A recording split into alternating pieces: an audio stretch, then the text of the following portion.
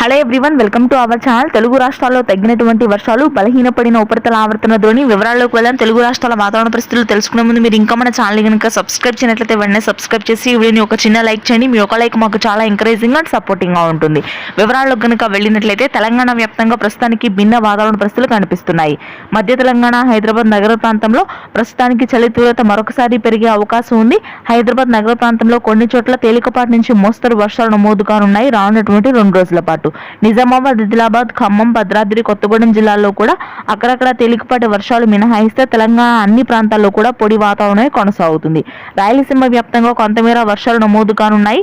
ప్రస్తుతానికి ఉపరితల ఆవర్తన ద్రోణి బలహీన పడినప్పటికీ కూడా నెల్లూరు, ప్రకాశం దక్షిణ ప్రాంతాలు కానీ కడప, చిత్తూరు వ్యాప్తంగా తేలికపాటి నుంచి మోస్తరు వర్షపాతం కొనసాగే అవకాశం ఉంది డిసెంబర్ 31 తేదీ వరకు కూడా. ఇక ముఖ్యంగా మధ్య తెలంగాణ, అదేవిధంగా ఉత్తర తెలంగాణ జిల్లాలలో మాత్రం పొడి వాతావరణం కొనసాగుతుంది.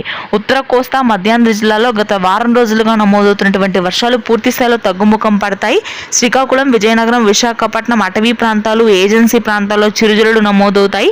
మధ్యాంధ్ర, గుంటూరు, కృష్ణా, కోనసీమ వ్యాప్తంగా కూడా పొడి వాతావరణం ఉంటుంది. ఎటువంటి వర్షాలు కురవు. ప్రస్తుతానికి ఉష్ణోగ్రతలు కూడా మరొక 2 రోజుల పాటు భారీగా పెరిగే అవకాశం ఉంది. ఇది ప్రస్తుతానికి ఉన్న తెలుగు రాష్ట్రాల weather update. Thanks for watching.